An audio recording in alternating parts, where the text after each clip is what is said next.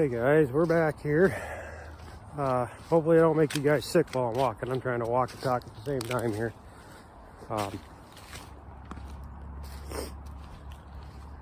Working third shift and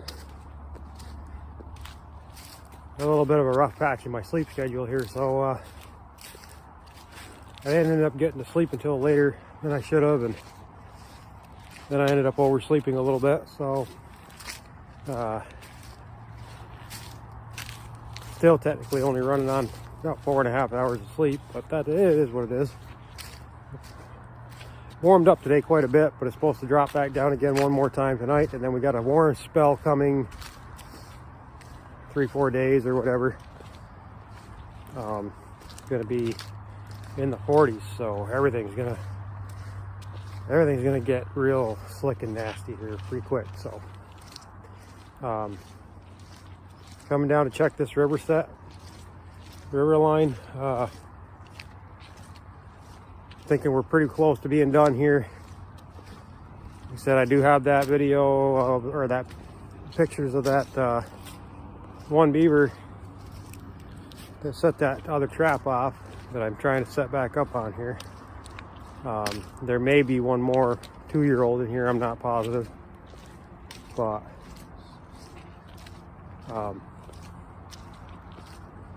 if I can get that other big one the next day or so, I'd like to pull out of here completely and be done with it, call it a day, roll that dam over, and these guys should be in good shape, and then I can move on to the next property. But I'm trying to give it all I got here, best chance possible. These people are dependent on people like me to help them, you know, and I try to do my best, so I don't want to leave anybody hanging or have them have to possibly get somebody else that may do a lesser job or may not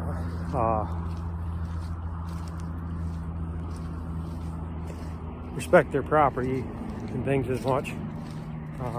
Unfortunately, that is the case in a lot of situations here.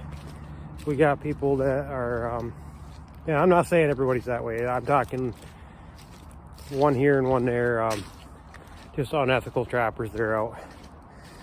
We're gonna, between all of us here in the state, we're gonna weed them out here pretty soon.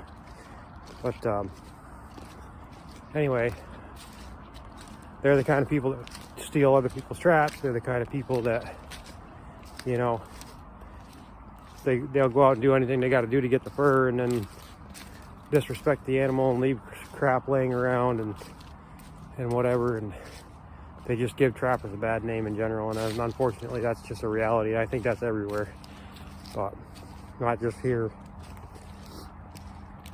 So we're gonna do this check here. I'm going all the way down to my last line, my last set first, and then work our way back. So I don't know. The water looks like it went down again, so I'm probably not going to give you a bunch of pictures of the or a bunch of video of the sets, because like I said, we may be pulling them anyway. But if we connected on something here, I'll get back with you. All right, guys. All right, hang in there. Yeah, I'm here feeling bad about bouncing and walking down through, trying to talk and walk at the same time because I'm running out of daylight here. I'd rather give you guys better quality videos and things, but sometimes you got to do what you got to do. At least I'm not, you know, trying to talk to you in the dark. But coming down through to this farthest set that I got, that I just put in the other day. It's one of the drowning rigs I was telling you about, and I get up here and lo and behold, got that other big one. Well, I think it is the other big one. It's at least a big 2-year-old, but I'm by myself, so I'm gonna have to have both hands to get him up here. But once I get him up here, we'll take a look at him. How's that sound? All right, stick with me for a second. I haven't pulled him up out of here yet. I'm getting ready to here. Just a second, guys. Bear with me. But I wanted to show you guys. I believe this is that same beaver that set my 330 off that I had on camera. One, because of the body size compared to what I had on the camera. Number two, if you look right there, okay, that mound of crap right there, my trap was bedded in here. That is my caster mound. You can see the lure on it, okay. He brought that up with him to try to make his own caster mount over the top of this one.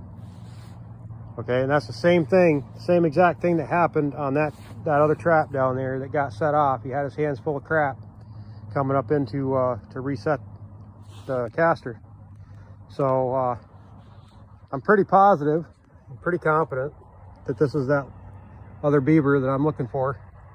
So what I'm going to do now, like I said, I'm going to pull him up out of here so you guys can get a look at him. But as far as the trapping goes here on the river, I'm going to just go down through and make sure everything's still set. I'm going to reset this set, and then we're going to give it a day or two soak, let it just sit here, and if I don't connect on anything else, then we're going to pull, and I got another property that I got to get my butt to. So yeah, let me get him up out of here so we can get a look at him.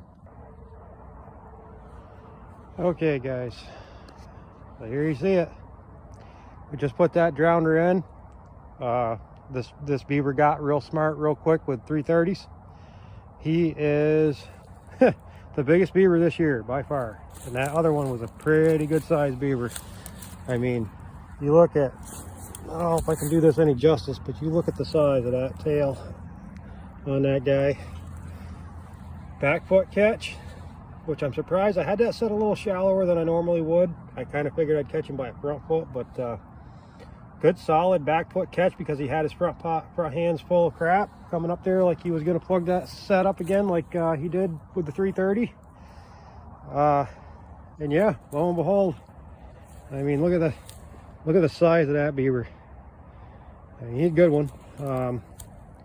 The other one, which I think was the mate to this one, was 42 pounds. So we're gonna get a weight on this guy too, but right now the hard work begins. I have to reset this set before it gets dark, and it is slick and nasty and everything's breaking up with the warm.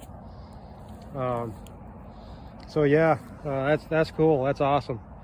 So yep, definitely going to give this place a day or two soak on these traps, and if we don't connect on anything else, we are pulling out of here. And I got another spot I got to go to, and then I got to also go back and help Willie over to the what we call the freak zone there. We showed you guys that pond that the beavers created in that 5 or 6 acre lot there.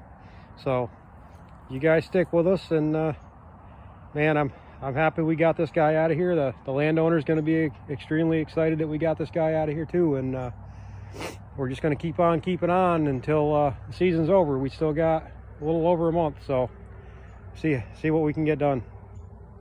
All right guys, my phone's going to die on me here, so we'll get back with you.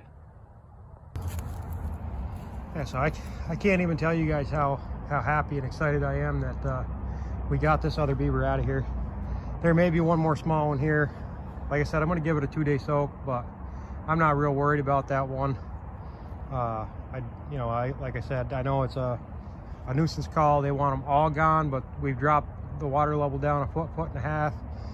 We got 2 big ones and he's 2-year-old out of here. That's gonna drastically change things for this property owner for this year, and maybe for next year, depending on how long it takes for another unit to move in. But so excited. If you guys, I've said this before a lot, but not on here.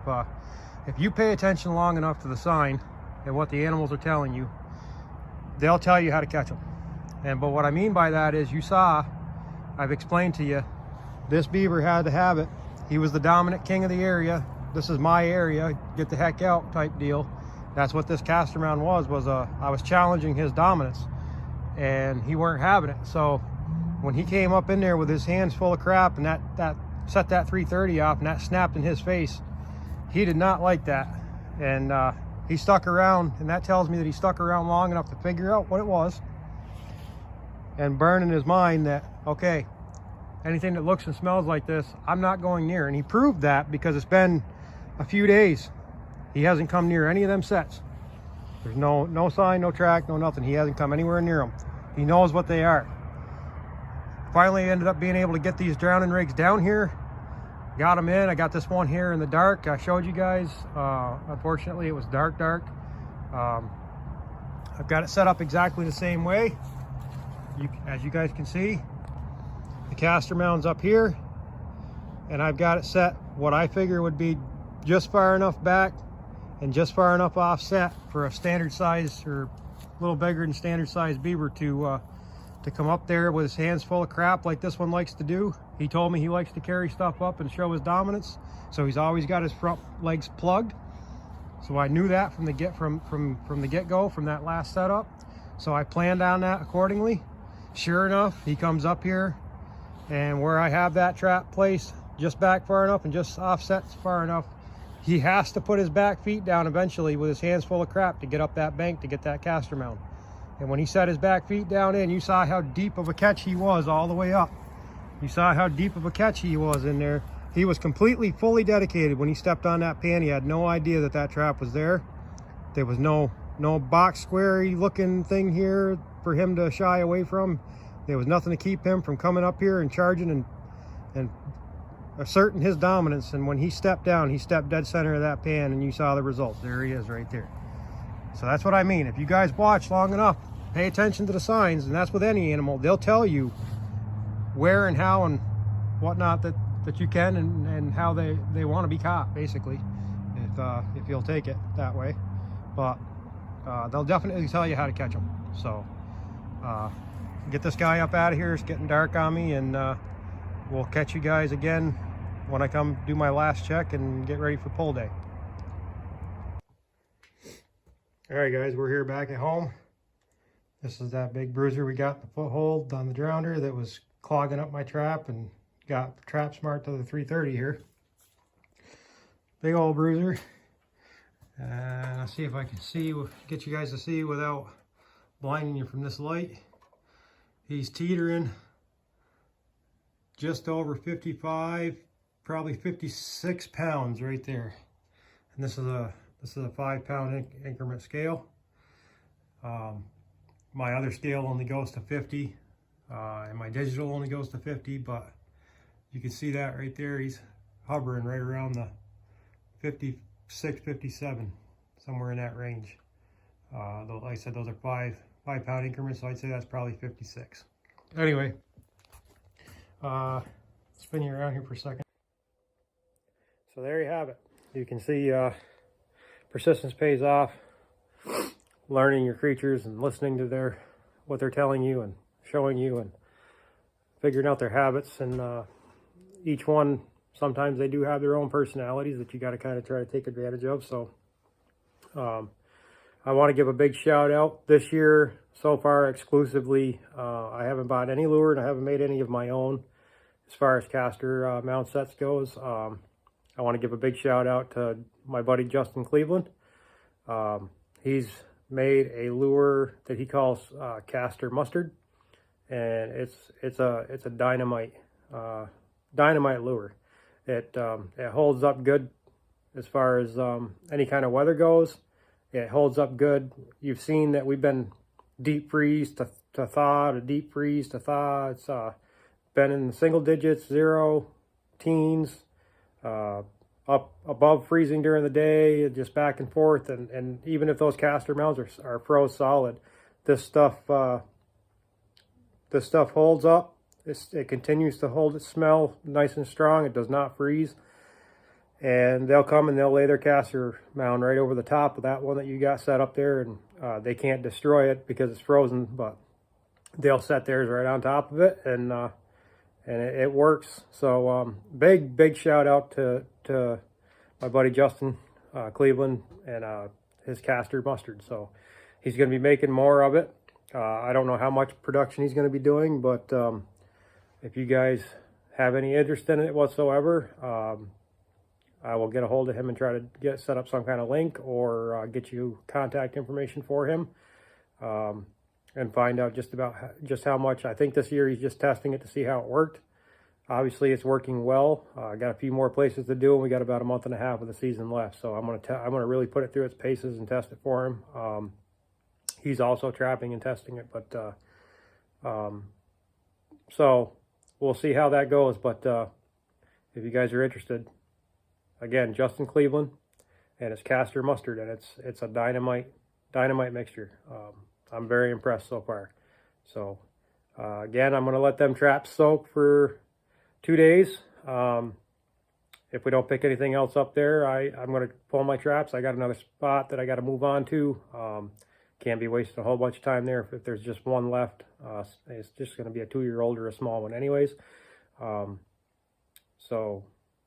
Yeah, you guys stick around, and I'll get you as much stuff as I can here, and in the time that I'm allotted, and around kids' activities and things like that. So yeah.